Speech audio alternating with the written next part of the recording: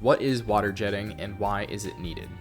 So, water jetting, also known as hydrojetting, is a drain cleaning service. Now, this service is used on drains that are backing up or have clogs. The easiest way to explain jetting is that it's similar to power washing the inside of your pipes. The high-pressured water deep cleans the inside of your drains a little bit better than a traditional drain snake. Now that you know what hydrojetting is and why it's useful, check out our demonstration of what it looks like from the inside of your drains.